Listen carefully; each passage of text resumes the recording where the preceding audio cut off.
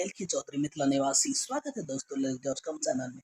दोस्तों आज बात करने वाले हैं कि जो पति का टूटना त्यागना होता है तो उस पर क्या होता है, मतलब पत्नियों की क्या उस पर रिएक्शन होता है।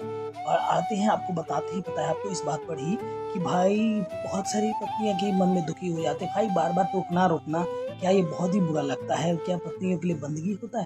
क्या पत्नी को पिंजरे में कैद करके रखा जाता है? नहीं, आज इस बात पर बात करने वाले दोस्तों।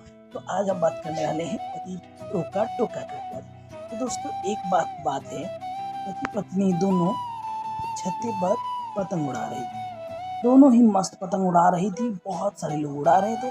उन दोनों का पतंग सबसे ज्यादा आसमान में उड़ रहा था, सबसे ज्यादा आसमान में उड़ रहा था। पत्नी के हाथ में धागा की गुच्छा और खुद धागा कंट्रोल में रखा है पतंग की।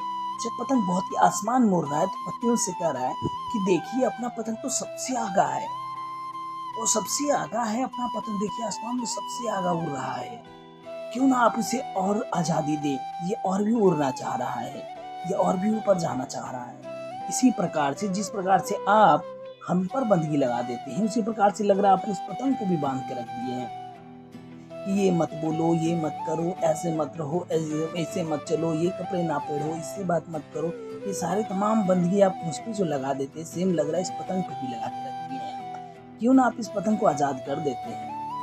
पत्नी की बात सुना, मुस्कुराती हुई बोला रामदास, ठीक है, अगर आप चाहती हैं कि मैं इसे आजाद कर दूं, मैं आजाद कर देती हूँ। उसी क्षण उसने धागा को तोड़ दिया। अब धागा टूट गया।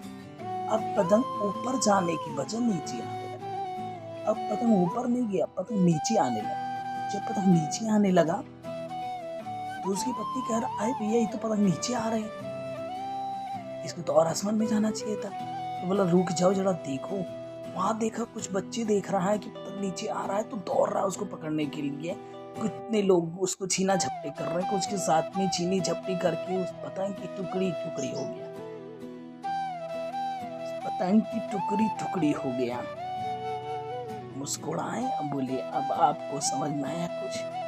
आप जिसे रोकना टोकना बंदगी समझते हैं, आपको लगता है कि एक पति अगर रोकता है टोकता है तो आपको क्या लग रहा है कि बंदगी नहीं है, एक सुरक्षा कवच है। जब तक धागा मेरे हाथ में था पतंग आसमान में था, और जैसे आपने कहा आजाद कर दो, मैंने आजाद कर दिया। देख लीजिए नतीजा क्या हो, पतंग टुकड़ी टुकड़ी करके रास्ते में। उसी प्रकार से होती है जो हम अपनी महिलाओं, पति जो उसको रोकता टोकता है, यही कारण होता है कि ये मत करिए, ये मत करिए, ऐसे मत रहिए, इससे मत बात करिए। इसका मतलब उस पर रुकावट ये बंदगी नहीं रहता, ये उनकी एक सुरक्षा कवच होता है। क्योंकि आपको पता नहीं है संसार में ठीक उसी तरह से चारों लोग इंतजार में कर रहा है कि कोई ऐसे दिखे उड़े तो मैं उससे नोचूं, या आप समझ सकते हैं इसमें सारी इसी प्रकार की बातें होती हैं। तो कोई भी जो अगर बोलते हैं या उससे अगर रोकता है तो इसे कोई बंदगी नहीं मानता। और इस बात से आप भी सहमत होना चाहिए कि आपको कोई रोका टोका नहीं कर रहा, ना आपको बंदगी किया जा रहा है।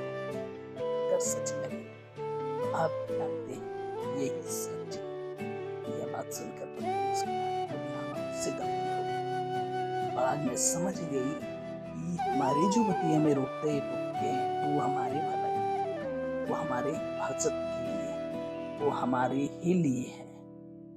तो अंदर से ध्यान रखिएगा।